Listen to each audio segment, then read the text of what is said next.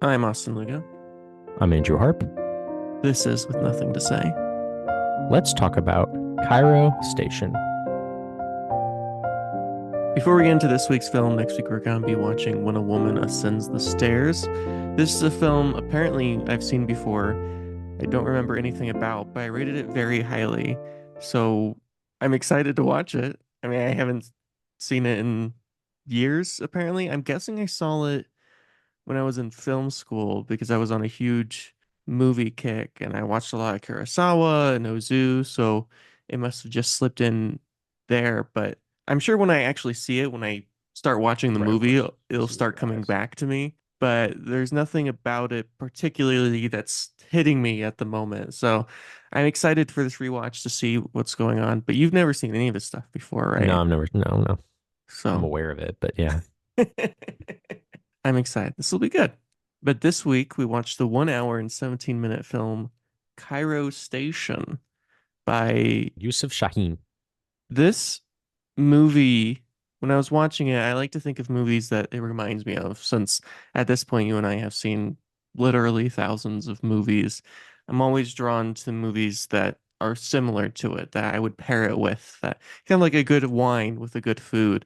And when I was watching this piece, I kept going back to the early Italian neorealist era, just these Yeah, long, simple yeah. shots, something like Bicycle Thieves, maybe. And I came into this film pretty ignorant, so I try not to know anything about the film I before don't I know. I watch don't know it. anything about Egyptian cinema in general. Like that's just Yeah. kind of like a whole other world, I think, for me. I mean, this is only our second African film that we've ever done on the podcast before. Yeah, Egypt's in Africa, but it is an Arabic film.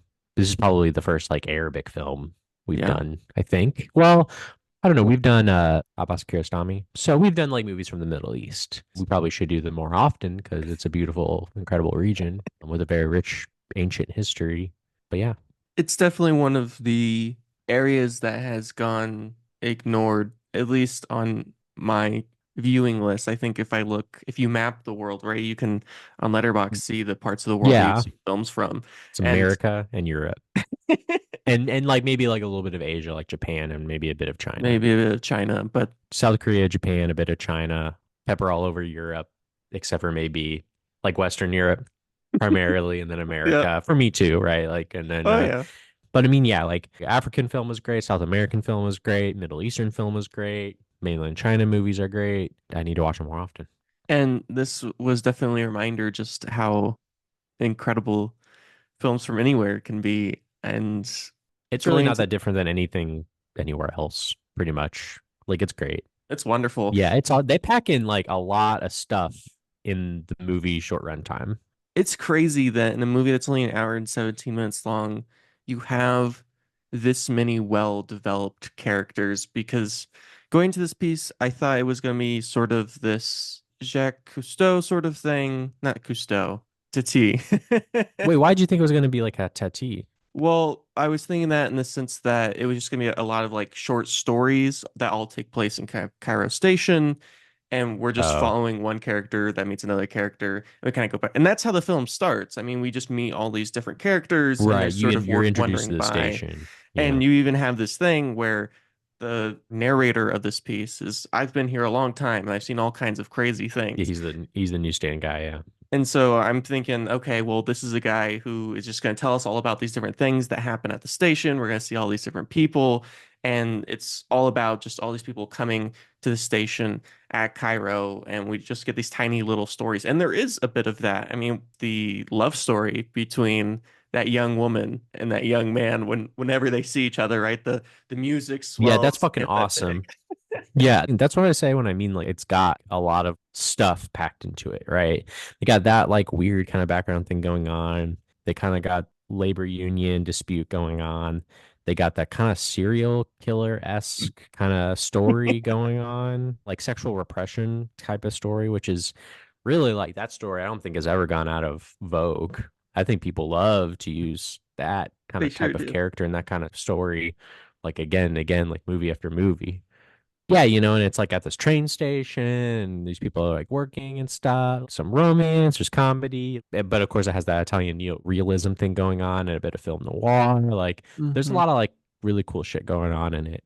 It's a film that's very familiar with film and has a lot of references to genres of film. Not necessarily any film in particular, but just the love of cinema. And you can see that when you jump into these different genres and you hear the different types of music swelling, and you're like, oh yeah, this is noir, so we get a little bit of jazz here, or this the romance part. So we get this big Hmm. swelling orchestra, and it'll play into even the camera movements and the way things look and the way people act, as if there's these different movies within the larger film. And of course, the large film here is sort of Hitchcockian. I would say Scorsesean as well. There's kind of Oh, like a yeah. Scorsese thing going on, in my opinion. Like Brian De Palma too, like all these Hmm. guys, right? All these guys reference each other and all that. But yeah, I couldn't help but think of all those guys. Because of the idea of sexual repression and just his obsession with this one woman who has absolutely no interest in him at all. Yeah, and she kind of like pokes and prods at him though too, which is It's very not fun. great. Well, She's I mean, I like it. It's like entertaining, I love it. It, Yeah. it creates a lot of tension. It's not great in the sense that perhaps she's not the greatest person in the world. Although there's not Yeah, really a lot of good characters in here. I mean, maybe the newsstand guy, but then again, he's also anti-union, which isn't great either. I don't know. I've gone past this idea of like, oh, they're good, they're bad, whatever. Like, I I mean, wasn't I really love like it. I'm thinking fine about with it. that. I don't think you need to have. What's fascinating is it's not that they're unlikable characters. I mean, No, none of they're all them great. I do like them all. things. You care for all of them. I mean, even those last moments, which, by the way, is an amazing scene where he convinces them that he's going to put on his Right. tuxedo or whatever, and they put that He straight puts a jacket on straight him. jacket. Yeah, it's My funny scene. God, that is Yeah. fucking The whole final scene insane. is great. The whole final scene is awesome. When they're on the ground, they're getting all like greasy and stuff and dirty from the railroad Hmm. tracks. Is very, very good. It's really great. And like they get the whole army or whatever to go and like like take him down. It's really quite awesome. And So, yeah, like there's something Hitchcockian, reminds me of Rope, right? When they put the dead body in the trunk and they're hmm wheeling it around and no one knows there's a dead body in it. That to me is very, yeah, of those, yeah, type of films. such a long scene of him Yeah. killing the woman, putting her in the giant case, and then carrying the case around, and then no one noticing. And then there's that moment where the blood drips onto a shoe, Yeah, no one notices. Yeah. and no one notices that either. So he's not the actual serial killer. Like, this is just his No, first I time don't doing think he this. is. I think the idea is that he was inspired, right, by the Right. newspaper story of the serial killer. Okay. That's what I thought because of the way he acts. Yeah. It's not calm, cool, and collected after he murders this woman. It's Hmm. very much, and I think the idea, which is not a foolproof plan, I'm not exactly sure what his plan was because he murders this woman who he thinks is a different woman. He puts her Right. in the case, and then his idea is that he's going to put the case on a train to wherever these two people are getting married. And then what? Hmm. They open the case and find the dead woman. I mean, it's not a great plan. It's very obviously him. They're gonna very quickly figure it out. It just takes longer, I guess. If the train leaves, they're still gonna open it the moment they get to the next station. So If it arrives at its destination and they open it, they didn't really have like cell phones, so you can't really like send a text message to a person like immediately. Like it would take some time for any kind of information to get back to wherever they are, to I where they see. were. Yeah, that's true. And I guess I by don't then think it's he'd probably run away. He's not of a sound right. He's not of mind. sound. Yeah, it's true. Yeah, it's true. It's true. It's true. Yep. So he's just trying to do the best that he can. And he's so in love with this woman. And there's no real reason why other than She kind of looks like a pinup girl. I love that. Just the hundreds and hundreds of pinups he Yeah. has in his room. And just this idea that obsession doesn't come from a place of logic. There's no real logical reason why you obsess with this person and not this person. Because obsession of itself, addiction of this kind, it doesn't come from a place of, oh, I know this, therefore this, and that. There's no logical reason behind it. There is no explanation because you could say, oh, well, No, not because this really. person is beautiful. I've been reading Blonde, the Joyce Carol Oates fictionalization of Marilyn Monroe for the last several months because it's like 1,200 pages. And one of the big things in it is this idea of obsession. Why did Marilyn Monroe become so much more famous than the thousands of other actors who looked just like her, who were just as good of actors? What was it about her? And the conclusion that Joyce Carol Oates comes with is, well, there really is no reason. It's just the right place, the right time, the right set of circumstances. It's fate, it's destiny, it's God, it's whatever you want to call it. But there's no reason. And his obsession with her, it doesn't come from a place of, well, we've been in love, we're high school sweethearts, we're this, that, or the other. It's just he has latched on this idea Yeah. of what a woman should be. And he's built this whole world. I mean, you have that great scene where they're sitting at the fountain and he tells her his whole grand plan. He's going to give her this bracelet. They're going to go to their hometown. They're going to get married. He's going to introduce her to all of the people of the town. They're going to get a house on a farm and raise a bunch of children and all that good stuff. But it comes from a place of just complete absurdity and it can never happen. And he's built this whole idea in his mind, having talked to her, or at least not in this way. I mean, it's very clear that they know each other, but not in this way of love or romance. She's clearly like fucking with him at several points. 100%. She's like messing with him, but he's antisocial, like he's not really catching on that fact. Yeah, there's something about him that he just can't, there's something that just doesn't click. He just doesn't have Right. those social cues, and she pushes on them a lot. And her fiance tells her that just be nice to him. There's nothing wrong with being nice to him. If you're nice to him, Yeah, it's yeah, he great was to like, have yeah. him on your side. And another great scene is that moment where, which this is always great in a movie, whenever people are playing music and they're dancing around, and she's offering all these Pepsi Colas. Yeah, that And reminded me of like the scene in the movie we just watched. It happened one night, I that's think what is I what it was thinking of was. too. It Yeah. reminds me like when they're on the bus and they're like singing a song and dancing around and stuff like that. That scene too, also Egypt had its revolution not too long ago when this movie came out. Its revolution against the Egyptian monarchy. Hmm. So, you know, the movie kind of deals with a lot of political things like gendered violence and the people who are like singing and dancing and playing instruments and stuff, they're like younger people, right? And Hmm. they're wearing kind of button-up shirts and the girls are wearing dresses and stuff like that. And you have kind of like the conservative Muslim guys that are just kind of like, oh, what's going on? You know, once that revolution comes, it's youth versus old people dynamic that persists. You know, that stuff is interesting when it pops up. Again, the movie's packed with a lot of stuff.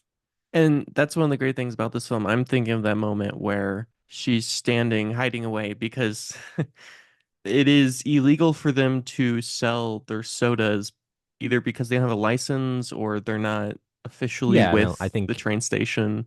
yeah, they're just like buskers or whatever. Like, And so one of the big ways they hide is by constantly just handing over their pail to someone else.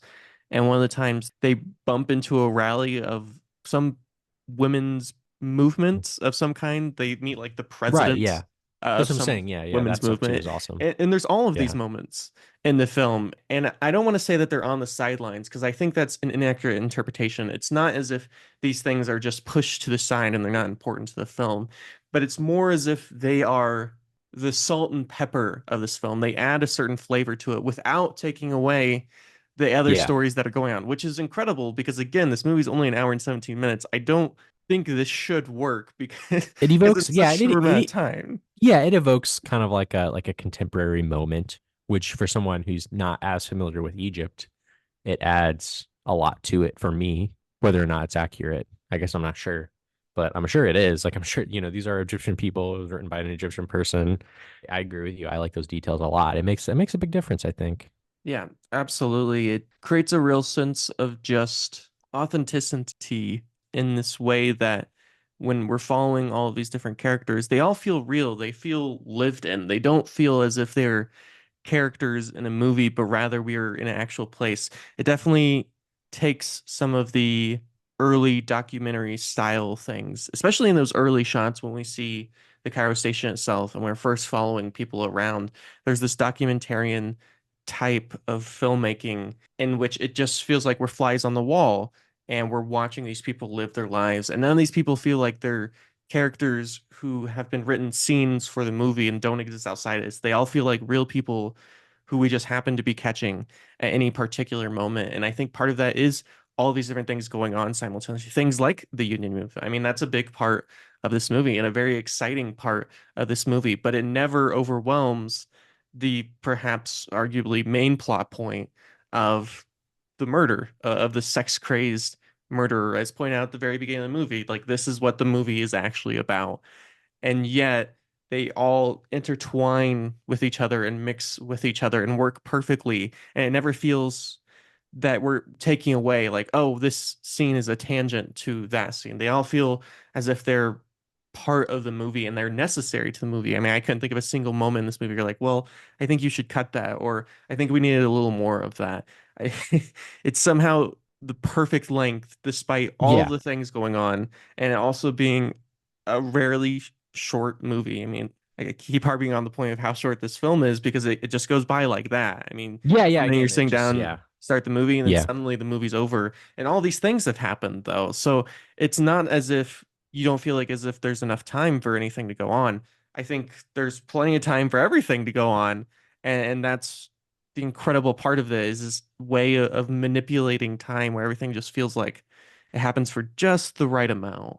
Like you said, and that effect is like quite impressive to be able to make a movie that goes by the way that it does and feels everything feels as necessary as possible, even when, like you said, things like feel like they're in the background. And again, I've never been to Egypt, and you could say the same thing about books as well as movies, in that they allow you to travel to Egypt and go back in time in a way. Obviously, it's a fictional film, like it's a construction. It's not really what it's like to be there, but it still has that effect for me at least. If we were alive at our age in the 80s or 90s and we wanted to watch this movie, I don't know how we would be able to watch it, like we would probably have to like special order it like a Yeah. reel or something from a library or something like that and like project it. So like as annoying as streaming services are, even Hmm. Criterion, or as annoying as using the internet is or whatever, at least it gives us the ability to be able to watch like every single Egyptian movie if we wanted to now, which back then would have been pretty much impossible. Yeah, I know I'm a grumpy old man when it comes to technology, and I try to avoid it at all costs. But you do have to take a moment sometimes and just be grateful that we exist in a point in time, the only point in all of human history in which we can watch a movie from Egypt, even if it's not the most popular movie from Egypt. And we're not just stuck watching the same 15 movies or the fact that there's 10 new movies every week in movie theaters. And so we do have this incredible access to cinema that we've never had before in our own lifetimes, and certainly the lifetimes of our own children who will have even more access than we do. And thinking of one of my favorite moments in this film where the fiance and the soda girl, he does a little domestic violence, he beats her, and then there's this implications because she literally rolls in the hay that Right, they're yeah, that's about fine. to I thought the same thing. I was like, oh, they're rolling in the hay, they're huh? rolling in the Yeah, hay. Oh, I get it. yeah. I get the metaphor here. Oh, I get And it. and we cut to our protagonist, antagonist, our soon to be murderer, and he's right outside the station, and Travis he's Bickle. he's watching the tracks go up and down. Hmm. And I think of that moment, and I can't remember which Yeah, that rocks. Hitchcock film this is. It's one of them that's on a train, which almost all of them take place on a train. So Strangers on a it's Train. not Strangers on a Train. I know that. There's a Globetrotting one, North by Northwest. That one takes place on a Maybe, train. but I feel like it's in black and white. I feel it's earlier than this, but I remember the scene Okay. because they're in a train car and they kiss. Yeah. And Hitchcock, we've talked about this before when we did a Hitchcock film. He loved to try to figure out ways to get around the censors because he was a dirty old man. Right. And Yeah. And this movie does that. Yeah.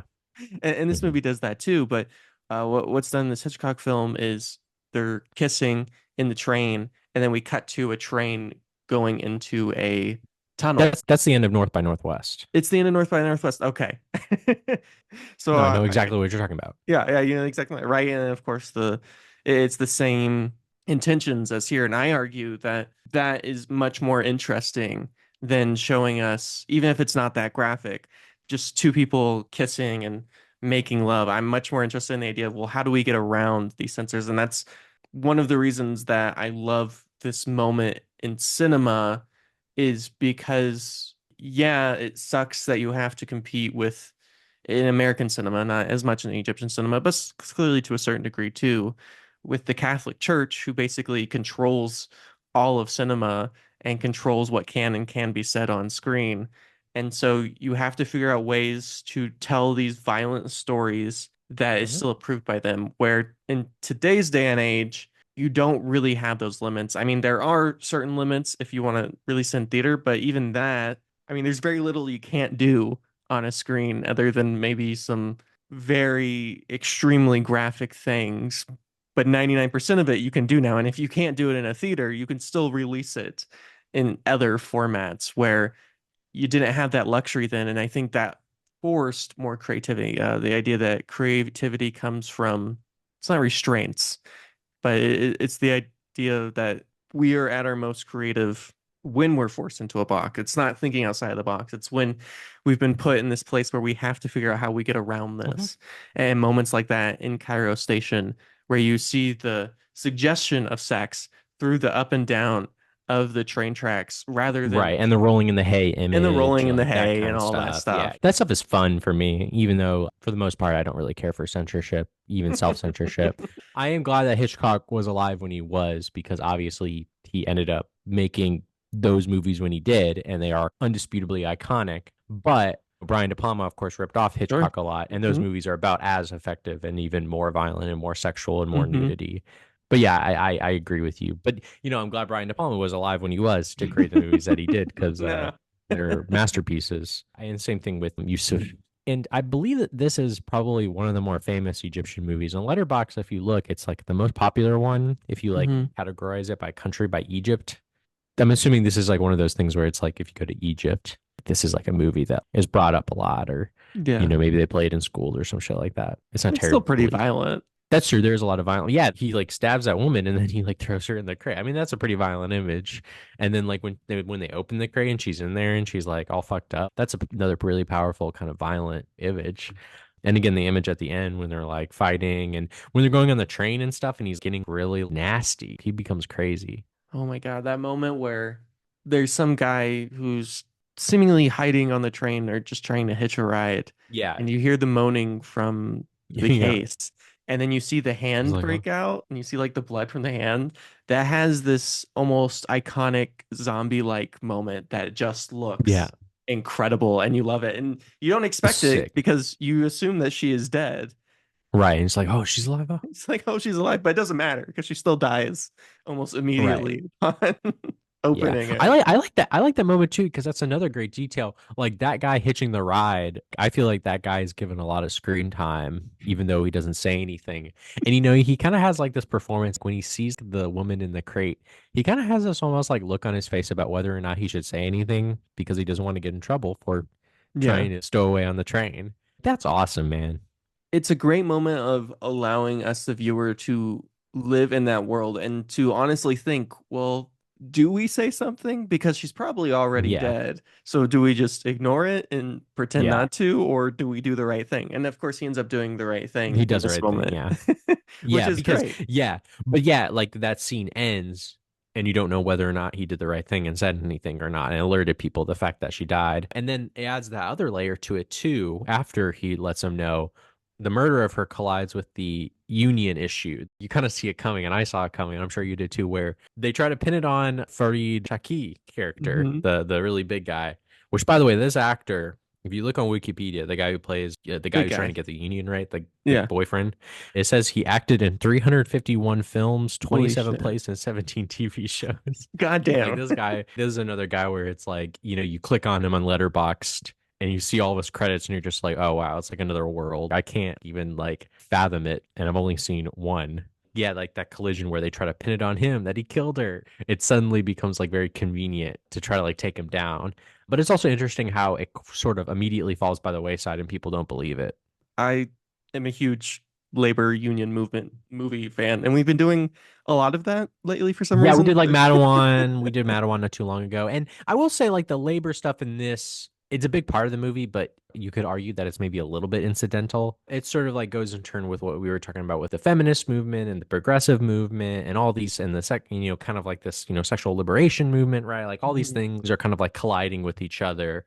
But I do like that triumphant moment when he goes into with the boss and all the employees are everywhere. And he's like, who wants to come with me? And then he walks away and then like all of them are like, yo, I want So to, triumphant. right, because it's yeah, that's a great moment.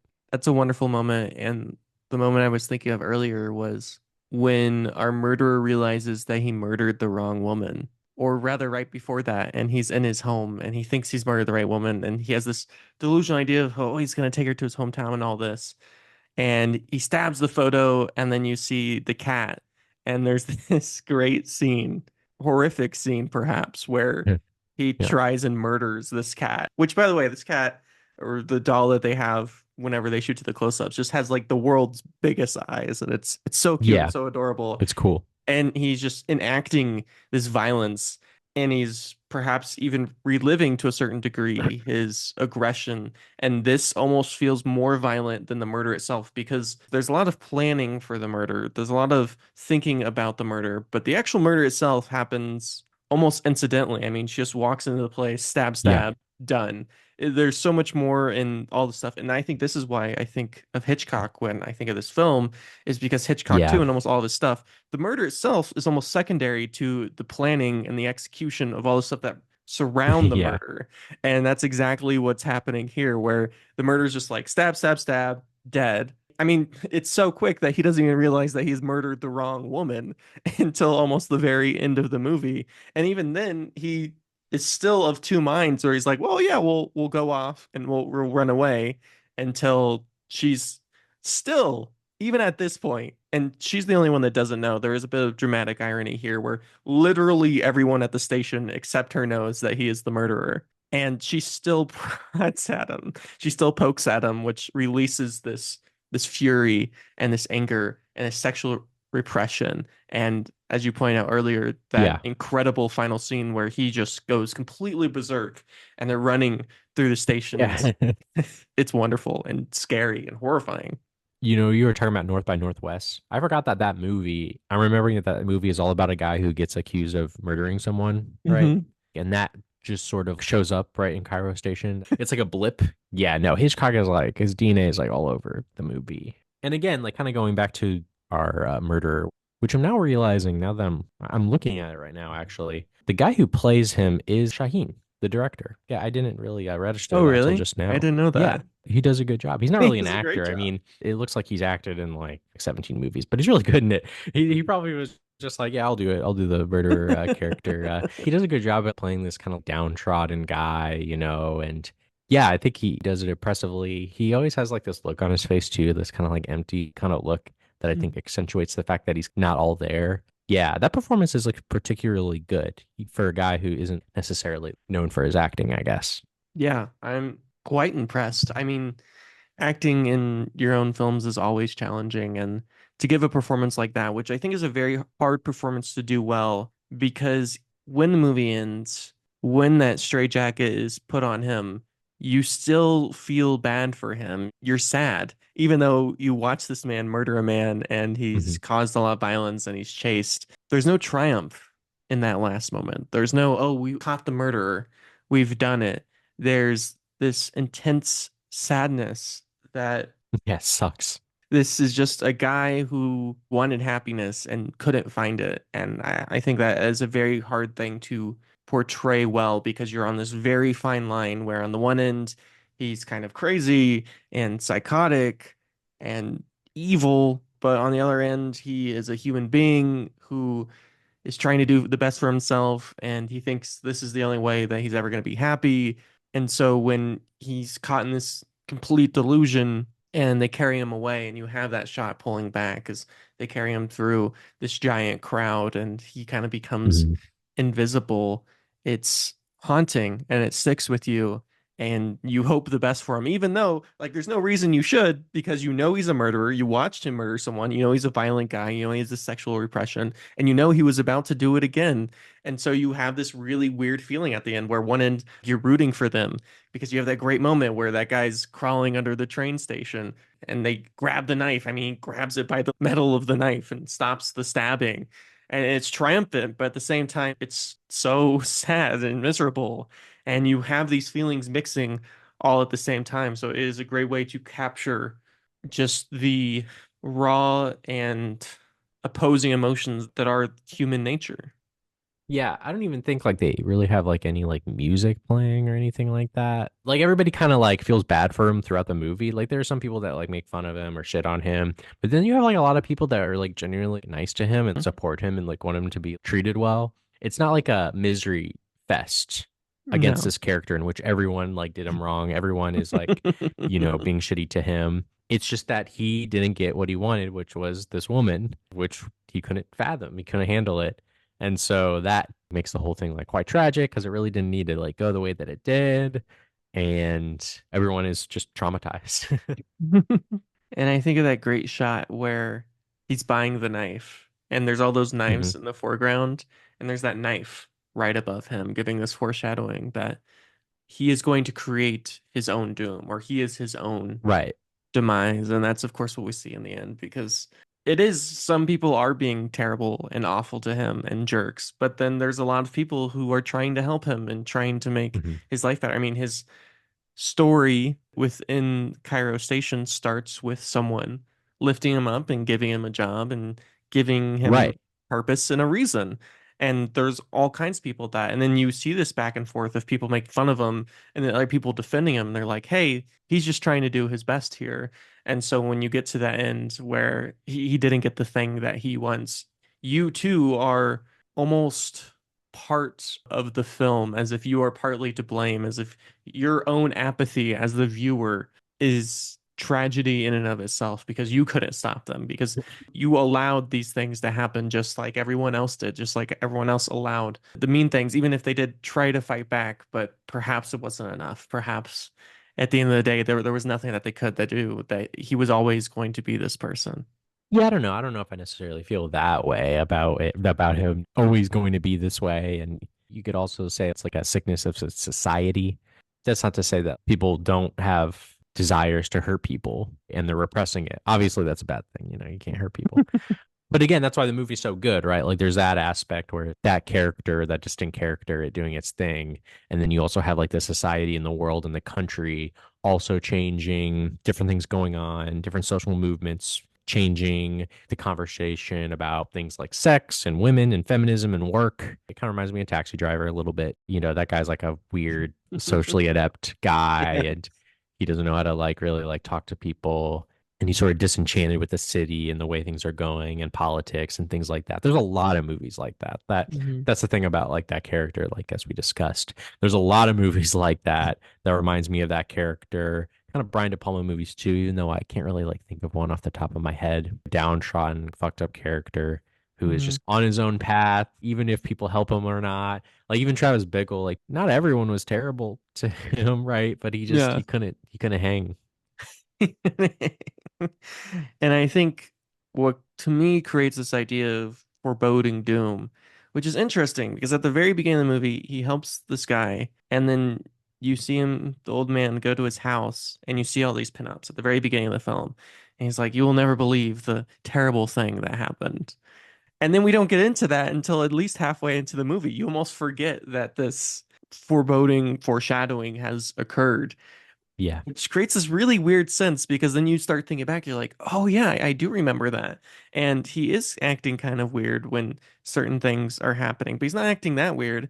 And you've been given so many other stories, so many other things are going on that you've almost forgot this entirely. And isn't until the end of the film that you're like, that's right. He did have all of those pinups at the beginning of the film.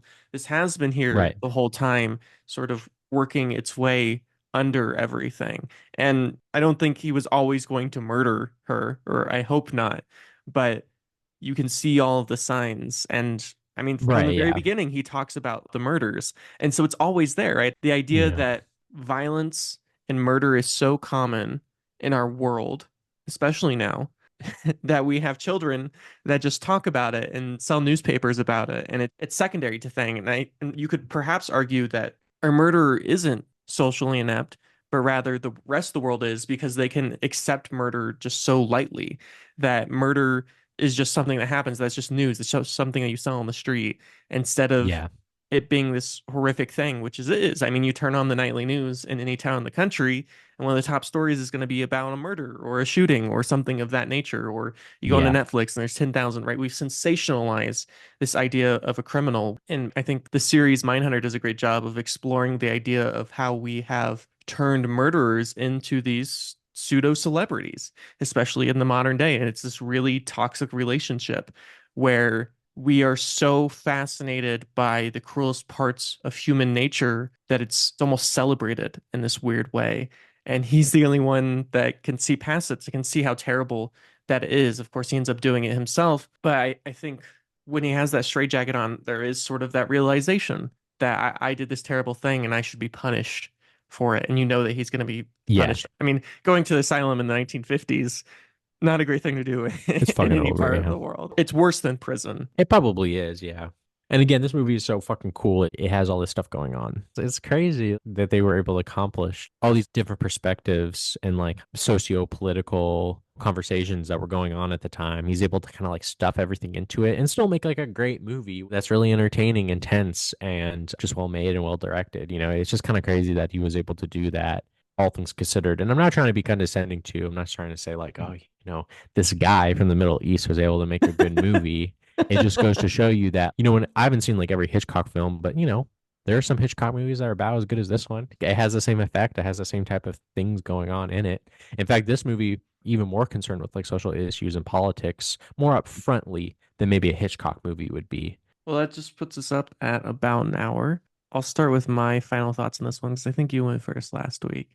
And I'm very glad that I picked this movie. I kind of picked it out of the blue. It was a collection on Criterion. I knew we haven't done a whole lot, well, any Egyptian films. We've haven't really spent a whole lot of time in this area, although perhaps this year we spent more time in this area than any other year in the past. But it's definitely a world that I want to see a lot more of. I'm very excited by this filmmaker. It's one of those directors that you see and you're like, oh, I want to sit down and watch all of their work, which is it's been a long time since I sat down and watched multiple of the same director's work just because of I've been collecting Blu-rays and it's hard to get a lot of the same director's work or I've just been all over the place. So I haven't been as focused on that as I used to be. But Yosef is one of those directors that you're just so excited by the film. And I talk about the connections to neorealism or Hitchcock, and it's just a film so clearly in love with cinema and just so aware and in celebration of cinema. Perhaps you could even argue that it's a proto French New Wave, not in the sense that it's like the French New Wave films, but like the French New Wave, they're films that are celebrating cinema, like someone like Jean-Luc Godard, who or Francois Truffaut, who were film critics before they became filmmakers and knew a lot about cinema before they went and made their own movies. This too feels like someone who knows a lot about cinema, who spends all of his time at the movie theater. And those, to me, are my favorite types of movies to watch because I think there's a lot of filmmakers out there that make good movies, but they're not people who love to go and watch movies. They're not people who love cinema in general. And so to see people who are as excited and love it as much as we do is always really exciting. And it's also just a great film. I mean, it's just jam-packed with a lot of stuff, an hour, 17 minutes. And it goes by so quickly, yet you wouldn't want it to be any shorter or longer. It's just the perfect length. And I didn't expect that. I expected an hour and 17 minutes. There's no way you're gonna be able to do all the things that you want to do, but they do it and it's perfect. And there's nothing that I want to see more or less. So I'm gonna give this a very strong 8 out of 10. Yeah, I'll give it an 8 out of 10 too. And I pretty much said everything I wanted to say, just in terms of just the fact that like you said, they really like jam pack everything into it, considering the fact that, it is less than 80 minutes. I learned a lot and it was just a really great film. Well, well, thank you all. You can find everything I do at Austin Lugo. I'm on Letterboxd. I retro Andrew, RETR0 Andrew. And you can find this podcast wherever you hear podcasts. You also find us on Instagram, TikTok, and YouTube at With Nothing to Say. And thank you all for listening. Thanks.